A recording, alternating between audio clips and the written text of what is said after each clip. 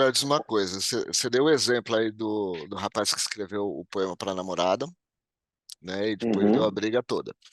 Uma das coisas que sim, vem se discutindo ultimamente também é sobre direito autoral, né? Sobre a autoria da coisa. Quem que é a autoria? É do ChatGPT ou seu?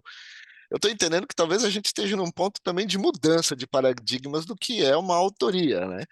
Porque a gente pode não sim, escrever o sim. texto literal, mas a gente deu todo o subsídio para o texto e fez toda uma curadoria em cima daquilo.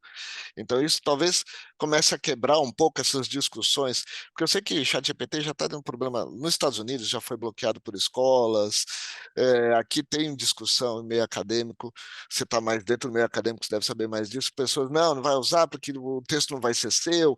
Eu já vi gente com a minha esposa que está fazendo mestrado em inteligência artificial, falando, eu vou fazer a tese toda no ChatGPT, aí eu estou discutindo, não, mas aí não é sua autoria, então, assim, a gente talvez mude um pouco os conceitos de autoria, não?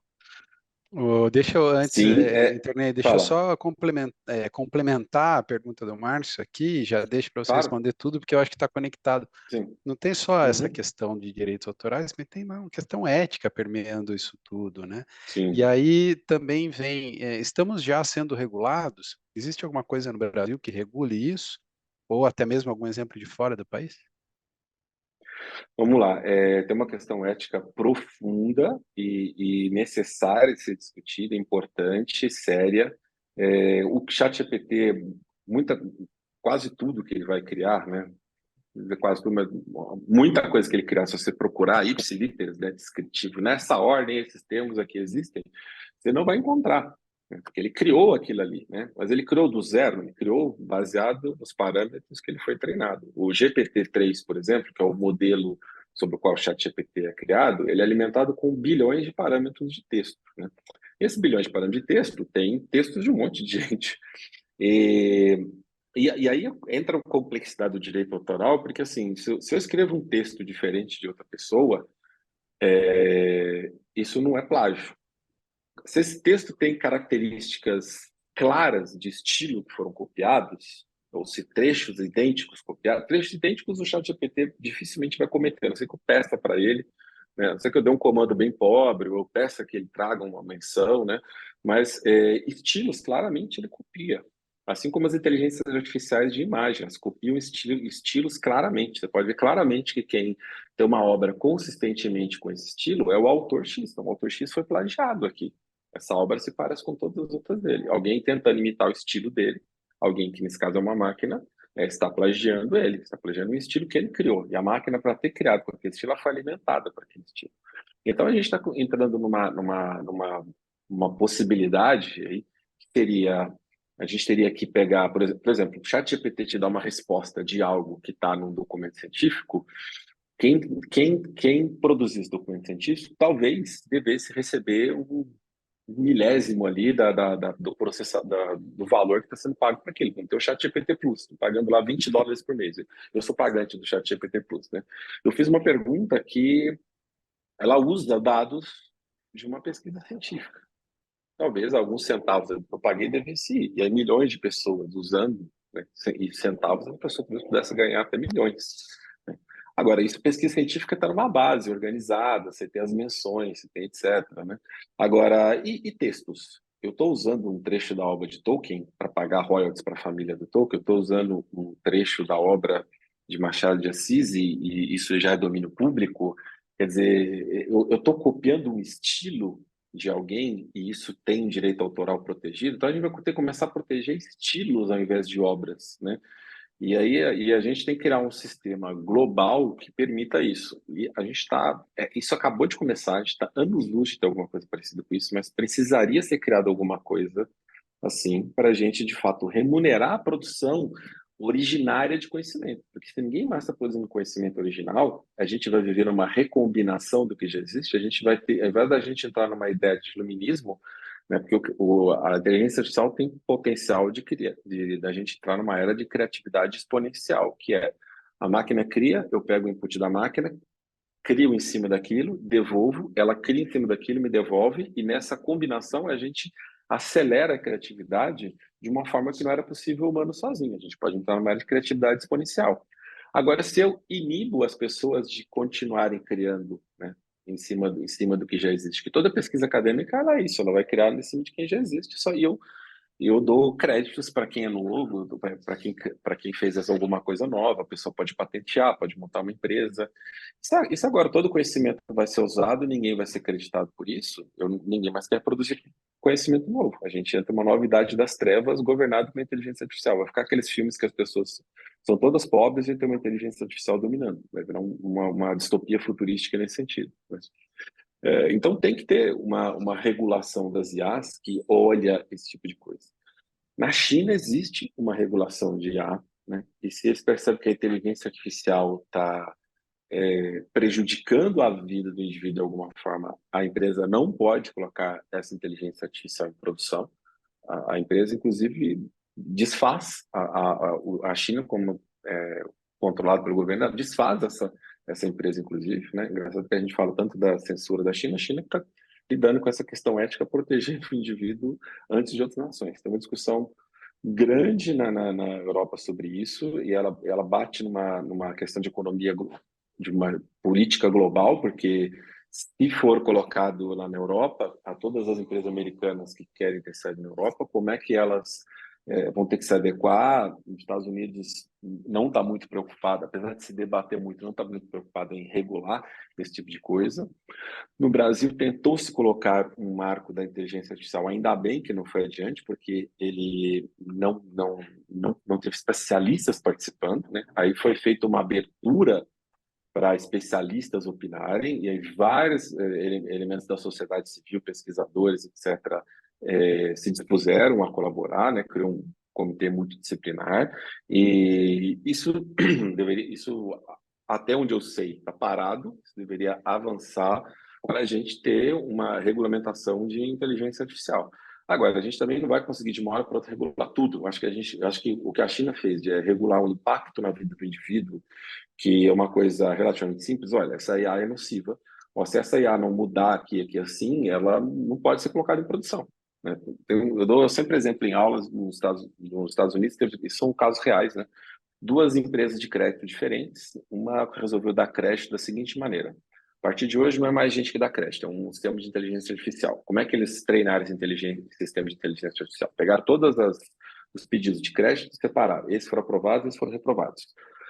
Rodou um algoritmo ali de deep learning. Falou assim: procura os padrões aqui, você, máquina, e cria um modelo. Aí agora, quando eu te der uma pessoa nova aqui, você diz de que lado que ela pertence. Se ela pertence aos que eu não vou dar ou que eu vou dar crédito. Quando fizeram isso, botou em produção, nenhuma pessoa negra ou latina mais recebia crédito. Porque a máquina detectou um padrão de que a empresa consistentemente negava para essas pessoas. E aí a pessoa latino-negra estava automaticamente desse lado do modelo. O que acontece? Ela pegou dados que tinham um preconceito enraizado ali. Por quê? Ele foi produzido por humanos preconceituosos. Quando era um humano dando crédito e olhava no rosto da pessoa, falava assim: eu, branco, não acredito que esse negro latino vai pagar, então não vou dar crédito. E isso está registrado num documento, não com essas palavras, mas o que acontece? Tem um padrão claro ali que a máquina percebeu, né? Ou seja, você deixar a máquina analisar dados e procurar padrões nos dados existentes, os dados existentes, eles estão todos impregnados dos nossos preconceitos. Então, você fala assim: a máquina tem preconceito? A máquina não tem, mas ela detecta um preconceito dos dados que fomos nós que colocamos, nós que registramos ali. Então, você tem que garantir que os dados armazenados não têm vieses de preconceitos catalogados para você tirar esse preconceito, para você poder tirar esse preconceito. Aí tem uma segunda empresa que fez de outra maneira. Criou um algoritmo onde só eram considerados os dados relativos à situação econômica do indivíduo. Então, eu não vou dar todos os dados do indivíduo, vou dar só os dados que dizem que estão correlacionados com a capacidade dele pagar. Essa outra empresa, quando colocou o algoritmo em produção, pessoas negras e latinas começaram a ter aprovação de crédito muito maior do que anteriormente. Por quê? Porque agora não tinha mais um humano preconceituoso olhando na cara do indivíduo e falando assim: eu não vou te dar crédito porque você é negro ou latino. Quer dizer, tomou-se uma decisão de criar-se um algoritmo que utilizava dados não enviesados. E aí precisa ter consciência de que existe o viés, entender se existe o viés ou não naqueles dados, e uma decisão de se criar o algoritmo né, eliminando ou esse viés ou fazendo uma nova coleta de dados sem vieses, né? E aí isso pode ser analisado, e isso pode ser colocado. Essa é uma coisa que, por exemplo, já deveria existir nos marcos regulatórios de IaaS em todos os lugares do mundo. Sobre a autoria, a gente vai ter que definir um pacto global, vai ter que ir para a ONU, criar um comitê e definir um pacto global de o que significa autoria, como é que o direito autoral é tratado, né? Criar e permitir que esses dados globais, né, devidamente agora marcados ali com as pessoas que têm esses direitos, sejam utilizados, as pessoas sejam remuneradas. Mas a gente está falando de um processo longo e complexo que, baseado em como a humanidade tem vindo até aqui, tem poucas chances dele acabar acontecendo com sucesso. Né? E o que significa? Isso pode ser um bloqueio para o crescimento da criatividade e da inteligência nos próximos anos. Vou trazer Se mais um máquinas exemplo criarem também. música, os músicos não vão mais produzir música, né? Porque não são Sem dúvida. remunerados. Eu queria trazer mais um exemplo também aqui na linha do que você falou.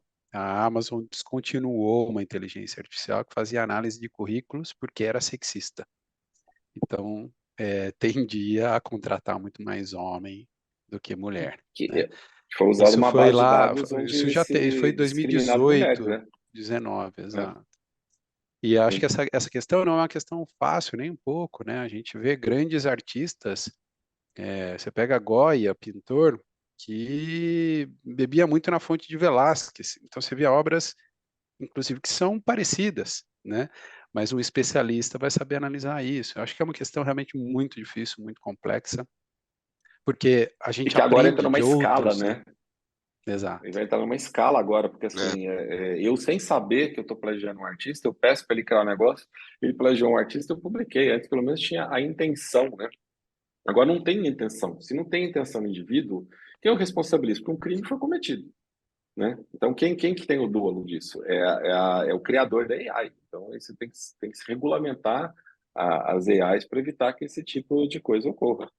Não, e quando você cria um chat GPT e disponibiliza um DALL-E, onde você pode dar um comando de criar algo em tal estilo, né, Uhum. você está relativizando o direito autoral. Eu crio lá uma imagem no estilo do Picasso no DALL-E, acabou, porque eu só dei um comando, ele criou, eu É. usei, por que eu tenho que pagar alguma coisa disso? Por que eu estou plagiando alguém? Né, você Eu perde acho que até quando um você pouco desse coloca que é no conceito, né? estilo, É, acho que quando você nomeia o estilo, você ainda tem algum tipo de intenção de dolo, né? Mas e quando você só pede para ele criar alguma coisa, ele tem que copiar algum ele arquivo. vai Ele copiar, tem que copiar alguma coisa que está na base de dados exato. dele, né? Então, quando você pede para criar lá uma imagem de um urso abraçando uma árvore, né, cria uma pintura de um urso abraçando uma árvore. Ele vai ter que escolher algum estilo de algum pintor do mundo, É. ou combinação de alguns estilos para criar aquilo. Você plagiou alguém aqui naquele momento, que você não pintou, né? E aí quem ajudou a alimentar aqueles modelos? Foi remunerado? Não. E aí? Né? Então eu não vou pintar mais, porra, né? Eu não vou magazine aqui para o meu quadro, você vai pedir lá para a inteligência artificial fazer um quadro, né? Mas acho que essa é uma discussão que concordo com você. Talvez ela tenha pouca chance de evoluir, mas do jeito que Tem que já dar foi pequenos passos. colocado, mas do jeito que já foi colocado hoje, seja com intenção do dolo ou não, né? Talvez a pessoa ela peça porque ela acha que é legal ter, mas ela nem tem a Sim, sim. consciência de Não, que aquilo é plágio. Quando você entra assim, você populariza, você chega a massa para usar algo, né? O sim. controle não está na ferramenta, o controle tem que estar na percepção do indivíduo, aí já era. E E aí aí que assim, relativiza tudo. quem detém os meios de produção está ficando rico com isso, tem intenção que isso seja regulado, né? Exato. Então é uma discussão É uma bem discussão longa, complexa, né? né?